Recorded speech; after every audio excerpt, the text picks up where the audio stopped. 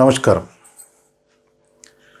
హిందువులు తమ మతాన్ని ఎలా విమర్శించుకుంటారనే విషయాన్ని నేను చెప్తాను. కుంభకోణం అనే ఒక పదం ఉంది. కుంభకోణం అంటే ఏదైనా స్కామ్ జరిగితే, అవినీతి జరిగితే దానికి కుంభకోణం అంటారు. కానీ వాస్తవానికి హిందువులకు తెలియని విషయం ఏంటంటే కుంభకోణం ఒక ప్రసిద్ధ పుణ్యక్షేత్రం తమిళనాడులో ఉంది.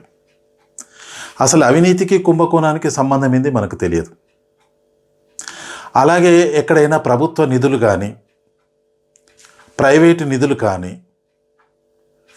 తమ సొంతానికి వాడుకున్నట్టయితే పేపర్లో ఏం రాస్తారంటే 10 కోట్ల నిధులు స్వాహ అంటారు.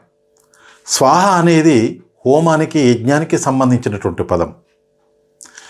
అలాగే ఎవరైనా అమాయకుడు ఉన్నాడంటే చెవిలో పువ్వు పెట్టుకున్నాడు, చెవిలో పువ్వు అంటారు.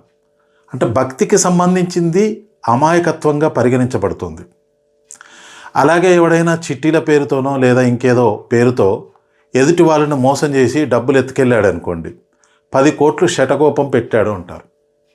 శటగోపం అనేది దేవుని ఆశీర్వచనం తీసుకునే సందర్భంలో మనం తల వంచి శటగోపం తీసుకుంటాం. అంటే ఈ మీడియా, ముల్లా, అలాగే మనకున్నటువంటి రకరకాల పాఠ్యపుస్తకాలు మనల్ని ఇలా తయారు చేశాయి. హిందువులు ఇది ఆలోచించుకోవట్లేదు. ఇవే పదాలు వాడుతున్నారు.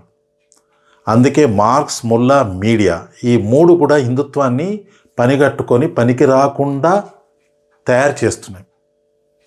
జాగ్రత్తగా ఉండండి. మనం మాట్లాడే ప్రతి మాట దాని వెనుక ఉన్న ఆంతర్యం తెలుసుకోకుండా మనం మాట్లాడడం వల్ల మనల్ని మనమే కించపరుచుకున్న వాళ్ళం అవుతాం. ఇలాంటి పదాలు ఇంకా ఎన్నో ఉన్నాయి. వచ్చే వీడియోలో మీకు చెప్తాను. జై హింద్, జై భారత్. నా యొక్క ఈ వీడియో నచ్చితే షేర్ చేయండి, లైక్ చేయండి. నా యొక్క ఛానల్ని తప్పకుండా సబ్స్క్రైబ్ చేసుకోండి. జై హింద్, జై భారత్.